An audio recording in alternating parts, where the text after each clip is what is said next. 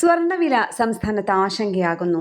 സ്വർണ്ണവിലയിൽ ചരിത്രത്തിലെ ഏറ്റവും വലിയ കുതിപ്പാണ് സംഭവിക്കുന്നത്. പിടിവിട്ടുയരുന്ന വിലയിൽ വ്യാപാരികളും കുടുംബങ്ങളുമെല്ലാം ഒരേപോലെ ആശങ്കപ്പെടുന്നു. കല്യാണം ഉൾപ്പെടെ പല ചടങ്ങുകൾക്കും സ്വർണം അത്യന്താപേക്ഷിതമെന്ന് കരുതുന്ന മലയാളിയുടെ ശീലത്തിന് ഒരു തലത്തിലും താങ്ങാൻ കഴിയുന്നതല്ല പൊന്നിന്റെ ഈ ഒരു പോക്ക്.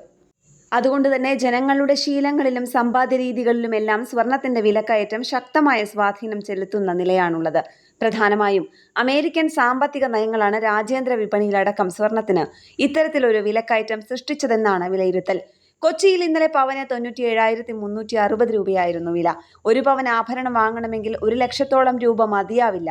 ഈ വിധത്തിലുള്ള വിലക്കയറ്റം എത്രത്തോളം തുടരുമെന്ന കാര്യത്തിൽ കൃത്യമായ പ്രവചനത്തിന് ആരും മുതിരുന്നില്ല എന്നതും ശ്രദ്ധേയമാണ്. സ്വർണ്ണവില ഇനിയും കൂടുമോ കുറയുമോ എന്നതിൽ അനിശ്ചിതത്വം ഉള്ളതുകൊണ്ട് തന്നെ പൂർണ്ണമായും വിശ്വസിക്കാമെന്നുള്ള ഏകാഭിപ്രായം ഉണ്ടാകുന്നില്ല. ഏപ്രിൽ ആദ്യം പവൻ 70,000 രൂപയുണ്ടായിരുന്നത് സെപ്റ്റംബറിലാണ് 80,000 കടന്നത്. എന്നാൽ ഒക്ടോബർ 9-ന് 90,000 കടന്ന് 1,00,000-ലേക്കുള്ള കുതിപ്പ് തുടങ്ങി. സ്വർണത്തിന് മാത്രമല്ല വെള്ളിയുടെ വിലയും കൂടുകയാണ്. ഒരു ദിവസത്തിനുള്ളിൽ പവന് 2,400 രൂപ വർദ്ധിക്കുന്ന രീതിയിൽ വരെ കേരളത്തിൽ വർധനവുണ്ടായി. ഇന്നലെയും ആഗോള സാമ്പത്തിക സാമൂഹിക സാഹചര്യങ്ങൾ മാറുന്നതിനനുസരിച്ച് സ്വർണ്ണവിലയിൽ ചാഞ്ചാട്ടമുണ്ടാകുന്നത് ഇതാദ്യമായല്ല. പശ്ചിമേഷ്യയിലെ യുദ്ധാന്തരീക്ഷം സ്വർണ്ണവിലയെ സ്വാധീനിച്ച വലിയ ഘടകമാണ്. അമേരിക്കൻ പ്രസിഡന്റ് ഡൊണാൾഡ് ട്രംപിന്റെ സാമ്പത്തിക വ്യാപാര നയങ്ങൾ സ്വർണ്ണ വിപണിയിലടക്കം ദൂരവ്യാപക ഫലങ്ങൾ സൃഷ്ടിച്ചുകൊണ്ടേയിരിക്കുന്നു. യുദ്ധങ്ങളും ട്രംപും സൃഷ്ടിച്ച ആശങ്കയിൽ സ്വർണത്തെ ഭദ്രമായ നിക്ഷേപ മാർഗമായി ലോകരാഷ്ട്രങ്ങളെല്ലാം കണ്ടതോടെയാണ് വില കത്തിക്കയറിയത്.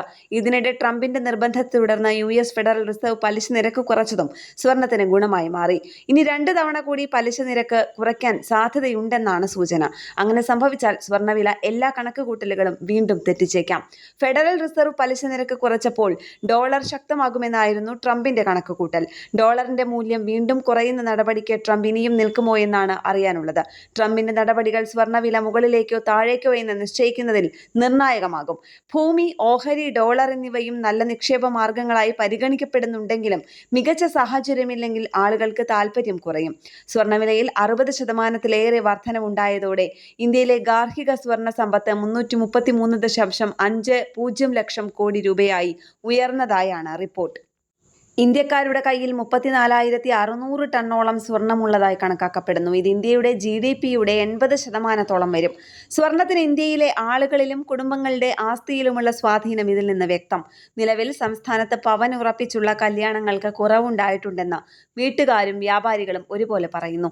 മലയാളിയുടെ ആഭരണ ഭ്രമത്തിനും കല്യാണങ്ങളിൽ സ്വർണത്തിനുള്ള പ്രാധാന്യം കുറയുന്നതിനും വിലക്കയറ്റം കാരണമാകുന്നുണ്ടെങ്കിൽ അത് നല്ലതാണെന്ന് കരുതുന്നവരുമേറെ. കേരള പ്രണാമം ന്യൂസ് ചിന്താശകലങ്ങൾ.